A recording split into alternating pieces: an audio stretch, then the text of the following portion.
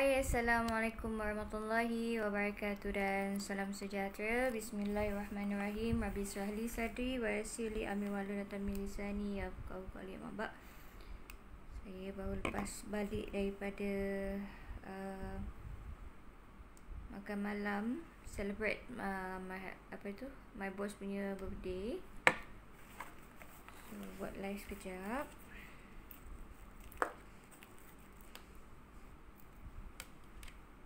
Ya.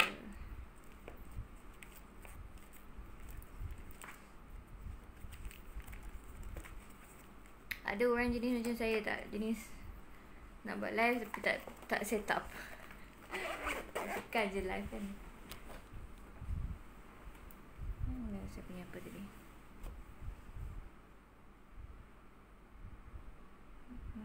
This one out.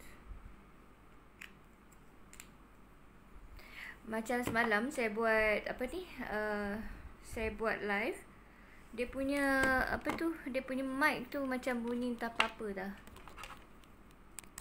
Dia bunyi pecah sikit.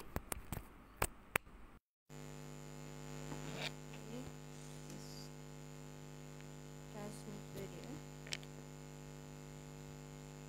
Mic boleh cakap dekat sini secara direct kalau you nak cakap kat sini secara direct tu boleh. Kalau you guna mikrofon level dia pun lagi okey. Okay, so this one. Okay, tajuk yang saya nak bukan nak ulas, okay. Tapi ini antara pertanyaan yang selalu orang tanya kepada saya, macam mana boleh tahan maki orang. Okay, orang cakap bukan-bukan. Aku kalau orang cakap sikit pun aku dah nangis bujur katil. Kadang-kadang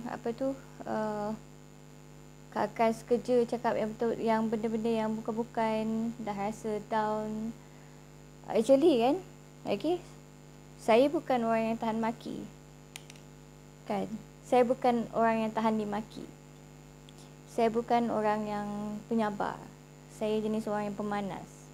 Pemanas ni orang Sarawak cakap dia panas baran lah. Jadi panas baran. Dulu saya lagi panas baran daripada sekarang lah. Okay.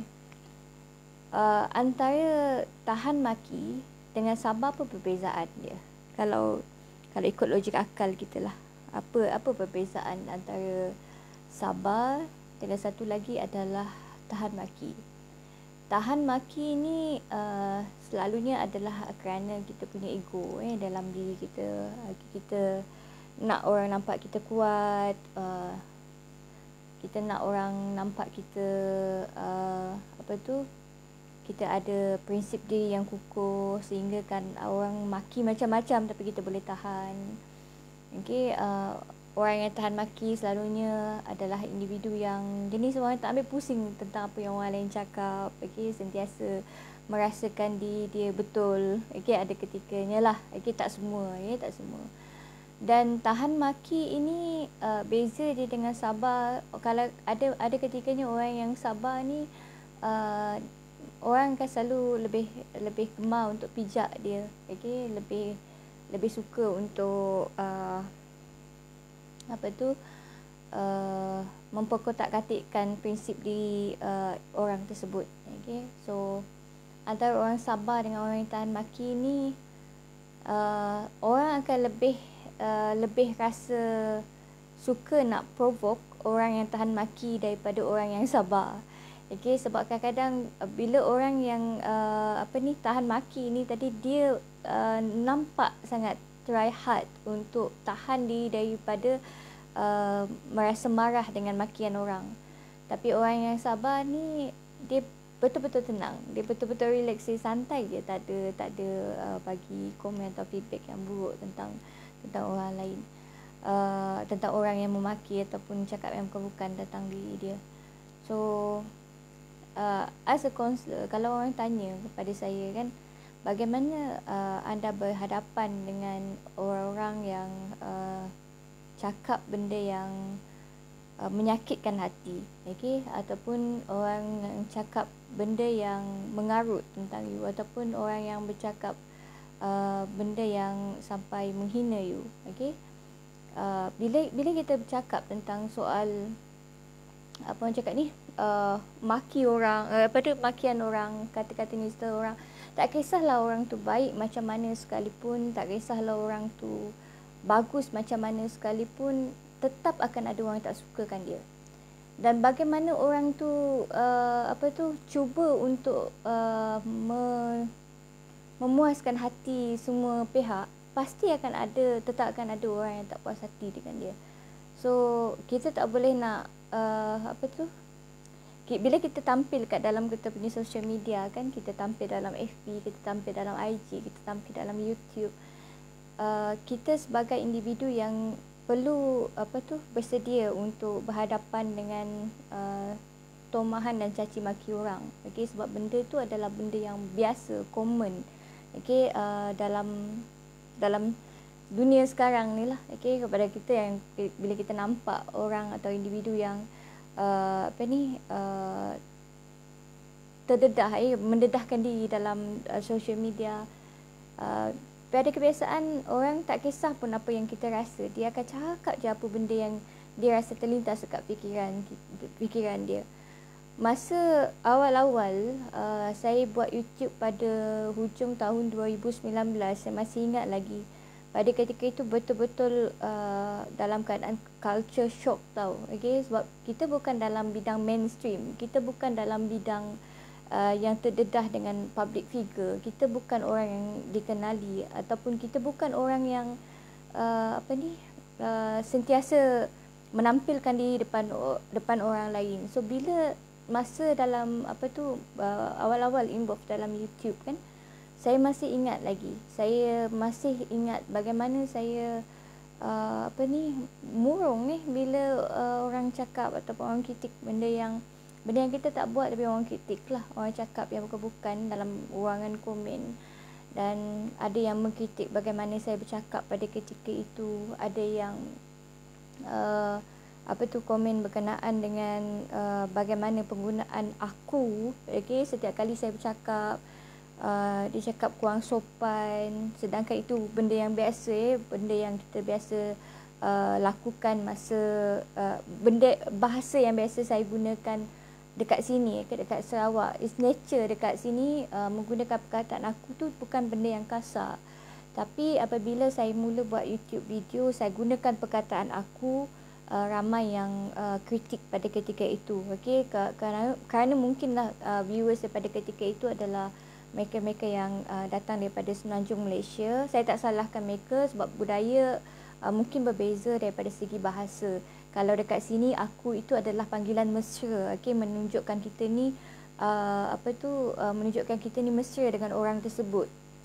Kawan baik, aku kau ni benda yang biasa. Tapi berbeza dengan audiens saya pada ketika itu, kebanyakannya memang kritik bahasa yang saya gunakan, okey, terutama perkataan aku ni lah. Dan kemudian ramai sangat yang kritik saya pada ketika itu mengenai pemilihan perkataan yang saya gunakan. Okey, untuk pengetahuan umum, okey, untuk pengetahuan semua, bahasa Melayu bukan bahasa ibunda saya. Okey, bahasa ibunda saya adalah bahasa Melanau. Okey, bahasa Melanau. Itu bahasa ibunda yang kita gunakan dekat sini. Jadi bahasa yang berbeza, okey, menyebabkan berlakunya macam ketidakserasian antara kita dengan audiens. Ataupun bila kita buat YouTube kan, kadang-kadang bila kita bercakap, penggunaan bahasa atau perkataan itu sangat-sangat penting sebenarnya. Okay? Itu pada peringkat awal lah saya buat video dekat YouTube. Even though sekarang pun saya masih lagi dalam usaha untuk memperkayakan perkataan-perkataan yang saya gunakan supaya dia tak terhad kepada satu skop sahaja. Okay? Dia tak terhad kepada perkataan-perkataan yang yang saya ada pada 2 tahun atau 3 tahun yang lepas. Okay? Jadi dia kena ada variety, dia kena ada kepelbagaian daripada segi bahasa.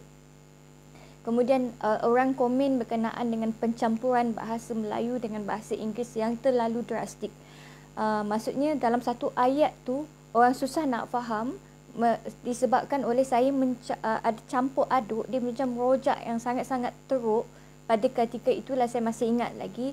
Okay, sehingga ayat-ayat yang panjang sepatutnya kalau lebih elok menggunakan bahasa Melayu sepenuhnya ataupun menggunakan bahasa Inggeris sepenuhnya, tetapi saya campur-campur. Okey, ini disebabkan oleh macam culture tempat saya bekerja lah. Okey, sebab saya bukan apa tu cakap, English bukan it's not my mother of tongue. Okey, saya bukan orang yang fasih berbahasa Inggeris, dan saya punya bahasa Inggeris tak fluent. Okey, jadi bila saya bekerja dekat satu tempat ni di mana penggunaan bahasa Inggeris menjadi bahasa pengantar. Jadi kebiasaan kita orang memang menulis dalam, even though tulis proposal, tulis surat, bahasa pentadbiran kami adalah bahasa Inggeris. Dan kebanyakan klien saya menggunakan bahasa Inggeris, dan selain daripada bahasa Chinese lah, okay, menggunakan bahasa Inggeris untuk berkomunikasi antara satu sama lain, walaupun bukan English yang orang cakap very advanced lah. Okay, English yang kita orang gunakan English yang boleh difahami. Okay, masih boleh difahami. Dan penggunaan bahasa tersebut memaksa saya untuk bercakap dalam bahasa Inggeris, dan dalam masa yang sama saya masih lagi berpegang kepada bahasa Melayu baku. So itu antara kesukaran yang berlaku pada ketika itulah. So daripada apa tu orang cakap, step by step saya cuba untuk memperbaiki diri, improve saya punya bahasa, pelbagaikan perkataan-perkataan atau kosakata yang saya gunakan melalui pembacaan, dan apabila tengok video atau YouTube orang lain, kadang-kadang saya belajar melalui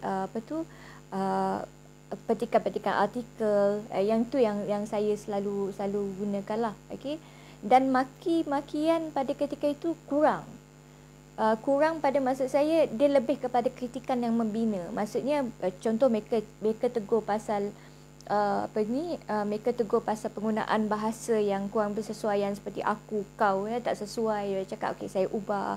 Kemudian mereka tegur pasal bahasa yang tidak tersusun. Okey, itu pun saya cuba untuk perbaiki. Kemudian mereka tegur pasal pencampuran bahasa Melayu dengan bahasa Inggeris, saya perbaiki itu. So kritikan pada peringkat awal itu kebanyakannya kritikan yang membina.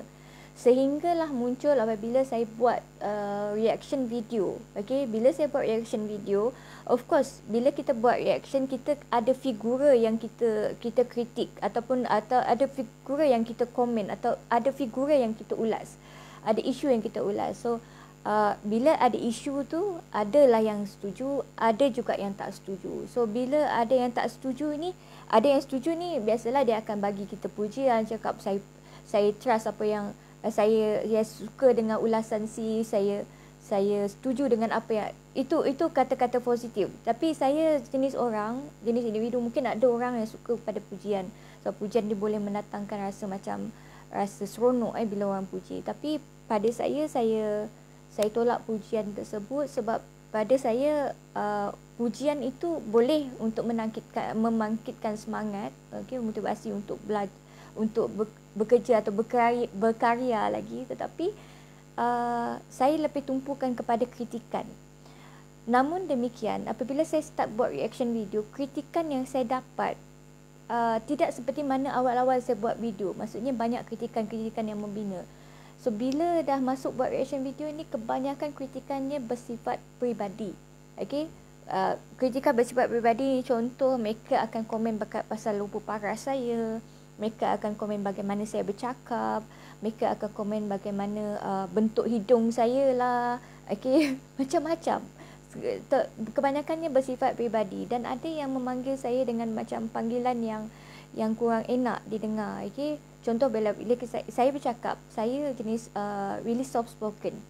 Okay, saya orang yang kalau bercakap saya tak pandai nak tinggikan suara. Okay, tapi saya punya variety suara itu tak banyak. So bila orang dengar saya bercakap, orang ingat saya mengada-ngada. Orang cakap saya mengada-ngada, bunyi macam buat manja-manja. That yang macam apa orang punya komen yang sampai ke tahap saya rasa macam really annoying, sebab mereka banyak menyentuh tentang peribadi. So untuk berhadapan dengan situasi tersebut, kita kena prepare awal. Kalau contoh mungkin anda yang macam berminat untuk jadi content creator. Tak kisah anda nak jadi YouTuber ke, nak jadi apa ke, saya tak kisah. Tapi anda nak jadi content creator. Contoh anda nak buat content dekat YouTube, anda nak buat content dekat Facebook, anda nak buat content dekat TikTok. Misal katanya ramai sekarang kan yang buat content dekat TikTok. Dan bila kita buat content, bila kita buat sesuatu perkara, tak kisahlah bagi apa yang kita nak buat sekalipun, kita kena pastikan, benda pertama yang kita kena ada dalam mindset kita, manusia dekat sekeliling kita ini akan judge kita bergantung kepada apa yang kita tampilkan dalam kita punya social media. Tak kisah anda baik bagaimanapun dekat luar, bila dalam social media anda tak okey, misal kata contoh dalam social media ni, dekat luar memang baik sangat orang ni, tapi bila depan social media pergi maki orang, caci maki orang, cakap bukan bahasa orang, ataupun cakap benda-benda yang tak elok, benda-benda yang tak manis, perkataan-perkataan atau bahasa itu tak dijaga, orang akan judge yang tu. Orang tak akan judge you apa yang you buat dekat luar. Jadi kalau dekat social media anda tampilkan seperti itu, ditambah lagi dengan perkataan-perkataan atau benda-benda yang tak elok anda tampilkan dalam social media, dia akan menambah, dia akan menarik, dia jadi macam magnet kepada kritikan dan maki-makian orang. Tapi ada juga orang tak kisah kalau even though orang tu cakap lembut-lembut ke, cakap benda-benda yang baik ke, dia nak kutuk-kutuk juga kan. Tapi macam mana nak tahan? Okey. So, macam mana nak tahan maki? Sebenarnya saya pun tak tahan juga. Jujur, ilahi, saya tak tahan makian orang. Saya jenis orang yang panas baran. Saya jenis orang yang sensitif. Saya jenis orang yang emosional. Cuma saya ada satu kekuatan. Kelemahan saya tadi panas baran. Saya banyak panas baran, mudah marah, sensitif lah, macam-macam. Tapi saya ada satu kelebihan yang menutup kelemahan-kelemahan yang ada tu, iaitu saya orang yang sangat sabar. Okey, bagaimana nak didik diri kita, hati kita untuk sabar dengan tumahan dan caci makian orang, dengan kata-kata orang yang bukan-bukan. Tak kisahlah anda berada dekat mana, anda berada dekat sekolah, anda berada dekat tempat kerja, anda sedang belajar ke, okey, anda pasti akan berhadapan dengan kata-kata buruk orang lain. Okey, kata-kata orang yang boleh menyakitkan hati kita. Jadi bagaimana untuk sabar? Saya selalu buat macam ni. Okey, kalau macam untuk sabar dengan caci maki orang, antara benda pertama adalah sama ada anda boleh tak bertahan dengan apa yang orang kata pada anda. Kalau anda boleh bertahan, kumpul semua perkataan ataupun apa yang mereka komen berkenaan dengan anda itu tadi, dan try untuk bahagikan kepada beberapa bahagian. Okey, bahagian yang pertama, kritikan yang membina. Bahagian yang kedua adalah kritikan yang tidak membina. Dan bahagian yang ketiga hanya omong kosong orang. Orang ni saja nak cakap, tak ada apa-apa. Pertama adalah kritikan yang membina. So ada kalanya benda yang kita cakap, benda yang kita buat, tapi pada kita benda tu betul. Tetapi pada pandangan orang benda itu tak betul. Jadi kita dengar daripada side sebelah sana yang melihat pula. Okey, contoh mungkin bila saya dengar saya bercakap, you are quite okay, you bagus apa semua. Saya rasa diri saya bagus. Tiba-tiba orang cakap, Mita kau cakap macam ni kan, better kau cakap macam ni je. So dia tengah mengkritik dan dia tengah observe you. So bila dia tengah memerhatikan bagaimana anda bercakap, anda terima kritikan tu, anda ambil kritikan tersebut dan cuba digest, cuba selam apa yang dia cakap tadi. Okay? So ada kritikan yang tidak membina. Kritikan yang tidak membina ni macam mana? Contoh dia komen pasal muka. Ada pernah orang komen saya, kan cakap muka bulat, macam tu lah lebih kurang ya. Dah nak buat macam ni kan, itu kritikan yang tak membina. Kritikan yang tak membina ni adalah benda yang you tak boleh ubah pun. Contoh tadi kalau orang kata, katakan komen maker, jangan guna perkataan aku sebab aku ni macam bunyi kasar. So you digest, okay betul juga. Maybe pada orang lain yang yang tak biasa dengan penggunaan aku dan kau ni, perkataan ni tak okey. Jadi saya cuba tukar. Saya tukar perkataan tersebut kepada saya, awak, anda, perkataan-perkataan seperti itu yang boleh buat orang rasa selesa.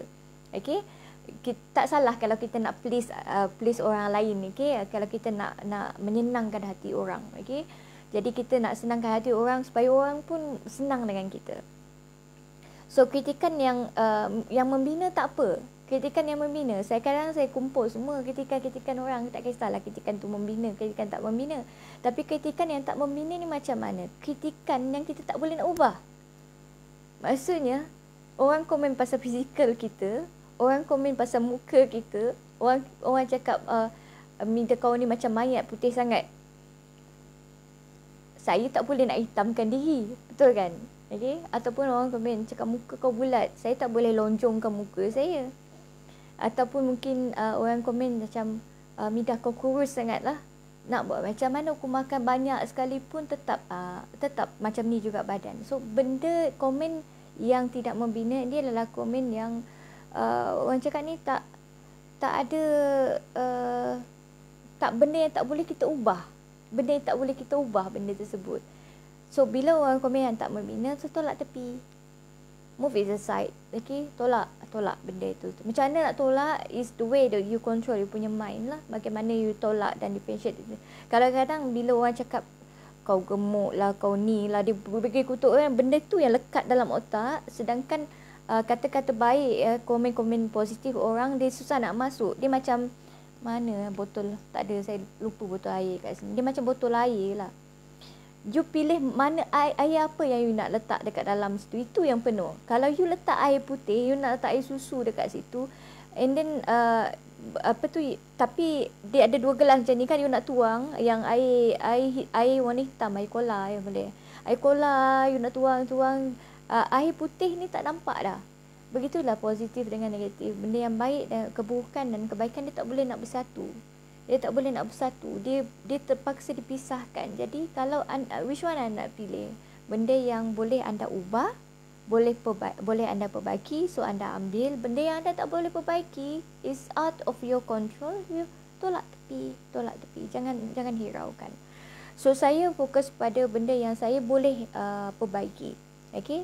So kritikan yang membina simpan, kritikan yang tak membina tolak tepi. Bagaimana pula dengan kata-kata orang yang saja-saja dia nak cakap je, bukan dia kritik. Dia tak bagi kritikan membina, dia tak juga memberi kritikan yang kritikan yang tidak membina. Dua-dua tak, tapi dia just nak cakap. Dia just nak komen. Dia bukan memerhatikan anda sangat, tapi dia nak komen, dia nak luar kebiasaan. So abaikan dia, anggap dia macam bayang-bayang. Saya selalu anggap orang seperti itu. Tapi saya boleh decide lah which one orang yang saja-saja dia nak cakap, saja-saja dia nak sakitkan hati untuk senangkan hati dia.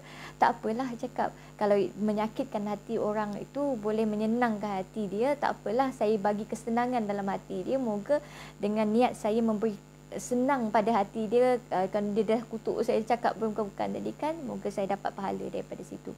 Dapat pahala daripada kesabaran tu. So nak didik yang sabar ini mudah sebenarnya kalau kita kalau Allah bantu untuk sabar. Jadi kalau tak boleh sabar, paksa diri untuk sabar supaya Allah sentiasa bersama dengan kita dan membantu kita untuk berhadapan dengan kata-kata makian orang lah. Saya nak cerita sedikit lah pengalaman. Okay. Saya pasti ada juga rakan-rakan yang akan view video ini nanti, bukan secara live, mungkin secara recorded. Mungkin saya akan share dekat dalam YouTube. I didn't know. Okay. Tapi saya nak share benda ini juga. Pada hari saya terima keputusan untuk kes saman, okay, pada peringkat Mahkamah Sections. Keputusan akan tidak memihak kepada saya kan.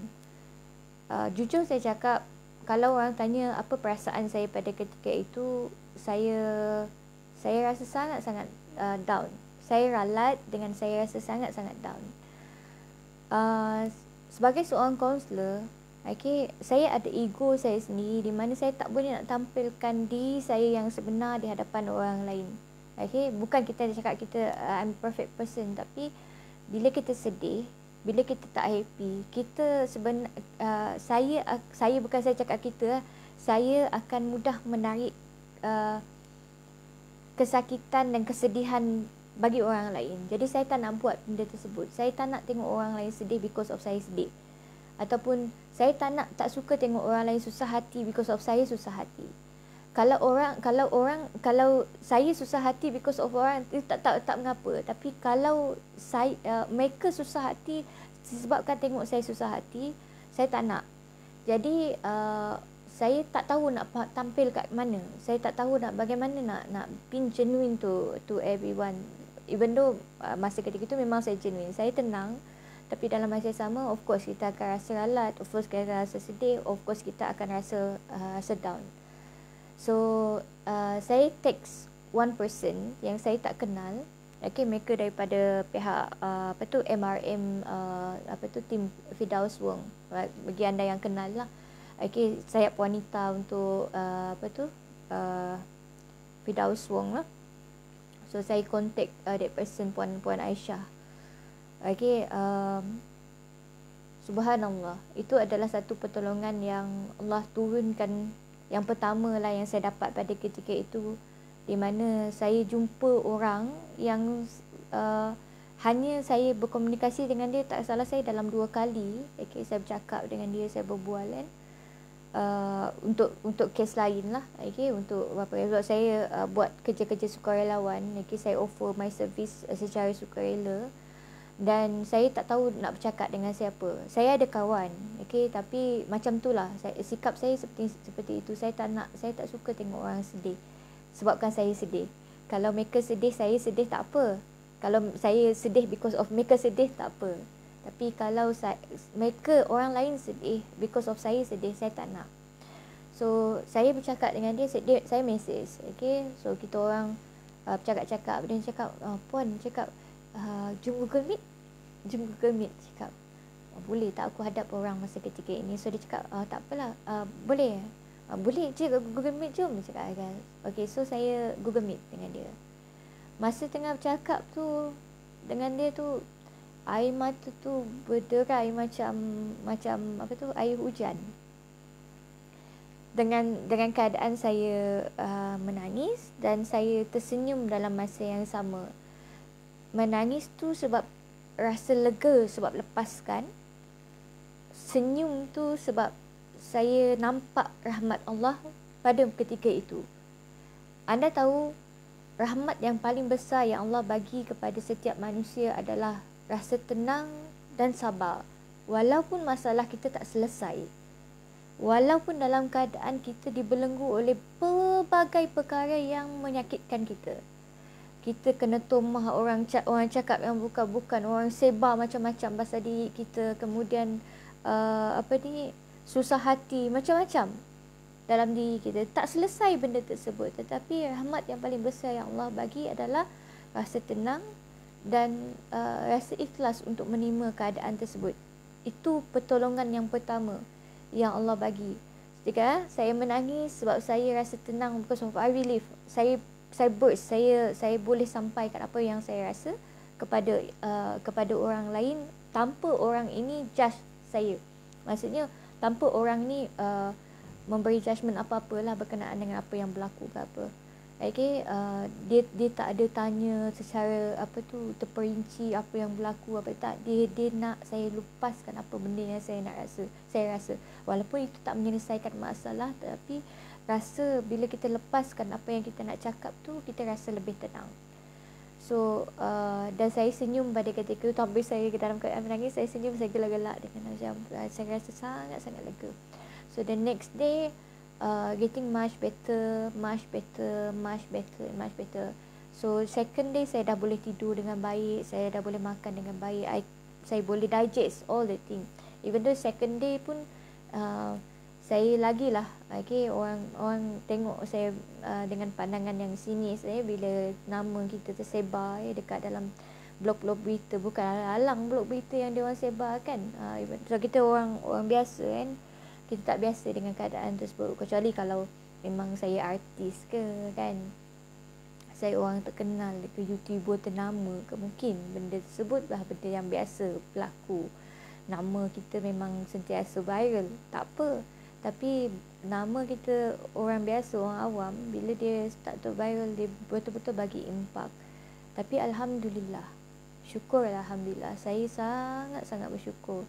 Okay, kerana apa yang Allah bagi pada ketika dan masa tersebut memang tepat pada masa saya sangat-sangat memerlukan pertolongan tu. Pertolongan itu boleh jadi datangnya daripada individu, okey, tapi itu semuanya datang daripada pertolongan Allah Subhanahu Wa Taala. So jangan rasa macam bila orang puji kita rasa senang, bila orang kritik kita rasa down. No. Anggap kritikan yang orang bagi tersebut, bagikanlah kritikan yang membina dan kritikan yang tak membina. Kritikan yang membina tu kita belajar sesuatu. Kalau ada khilaf kita, sebab kita manusia kan, anak Adam ni dia buat salah. Beza kita dengan iblis, beza kita dengan syaitan. Manusia, insan, dia iktiraf kesalahan yang dia buat. Okay, dia tak Nabi Adam dia tak cakap kat Allah kan kesalahan. Nabi Allah Adam dia dekat jannah, dekat syurga. Allah larang untuk tak makan satu buah ni. Banyak tumbuhan-tumbuhan lain dekat syurga tersebut, tapi degil atuk kita dulu kan, Nabi Allah Adam. Sama juga dengan apa yang berlaku sekarang kan, makin dilarang makin tu yang dia buat kan. So Nabi Allah Adam dia makan juga buah tersebut, tetapi Nabi Adam dia tak cakap pun kat Allah, kenapa kalau tak boleh makan, pergi tumbuhkan tumbuhan ni atau pokok ni. Cakap baik tak payah pergi tumbuhkan pokok tu kan. Dia Nabi Allah Adam tak cakap macam tu. Okay, Nabi Allah Adam cakap, ya Allah, sesungguhnya aku, maaf kan, betulkan saya kalau saya silap. Ini antara benda yang saya faham daripada doa yang Nabi Allah Adam sebutkan tu. Cakap, Allah, sesungguhnya aku tengah zalim pada diri aku sendiri. Dia cakap, aku sedarkan kekilafan dan minta ampun kepada Allah Subhanahu Wa Taala. Dia minta maaf kepada Allah Subhanahu Wa Taala. Beza dengan iblis. Iblis bila dia minta oleh Allah Subhanahu Wa Taala untuk sujud kepada Adam sebagai tanda patuh kepada Allah Subhanahu Wa Taala, iblis jawab apa? Iblis jawab, aku dicipta daripada api. Dia ni dicipta daripada tanah. Kau nak minta Allah suruh aku sujud dekat Nabi Allah Adam. Dan iblis dia tak iktiraf kesalahan dia, so dia tak minta ampun. Jadi Allah murka. Itu beza kita dengan iblis. Jadi kita sebagai manusia biasa, kita sentiasa buat salah, kita sentiasa buat kesilapan, sentiasa buat dosa, sentiasa ingin memperbaiki diri, okey. Ingin bergerak ke depan, menjadi orang yang lebih baik. Jadi kita terima iktiraf kesalahan tersebut kalau memang betul kita buat kesalahan. Tapi kalau kita tak buat salah, dan kita nak try ubah untuk jadi lebih baik, ambil pandangan orang tadi dan ubah jadi lebih baik. Saya pun sama juga. Saya banyak kelemahan yang ada dalam diri saya yang mungkin kalau Allah tak tutup aib tersebut, mungkin anda pun tak nak dengar apa benda yang saya cakap. Mungkin tak ada like, kawan-kawan pun tak ada kan. Itulah bagaimana rahmat yang Allah Subhanahu Wa Taala tutup aib kita. Saya, anda, okay, saya tak tahu anda lah, mungkin anda orang insan atau individu yang banyak kebaikan. Saya banyak kelemahan, saya banyak benda yang tak elok. Jadi saya sangat-sangat suka kalau ada orang yang DM saya, PM saya kan, mesej saya, tegur saya apa benda yang saya buat silap. Jadi bila orang tegur saya buat silap, saya boleh perbetulkan. Jadi saya tak terbawa-bawa sampai ke bertahun-tahun kesilapan yang sama. Saya tak terbawa-bawa benda tersebut sampai ke akhir hayat saya. Dan saya tak mewarisi perkara yang tak baik tersebut kepada anak-anak saya, cucu cicit saya, insyaAllah dalam umur panjang. So kalau orang tegur masa tu, ubah masa tu, dan kita tak ipik, kita tak ajar anak-anak kita untuk buat benda-benda yang tak elok, okay? Buat benda tak elok. Dan I think tu je kot yang saya nak kongsikan pada malam ini. Bagi yang view video ini secara recording nanti, ambil yang baik tu, anda ambil, yang buruk tu anda tolak tepi. Baik itu datang daripada Allah, buruk itu datang daripada kelemahan diri saya sendiri. Dan saya doakan anda semua berada dalam keadaan yang baik dan sihat walafiat semua. I think that's all for me. Assalamualaikum warahmatullahi wabarakatuh dan salam sejahtera.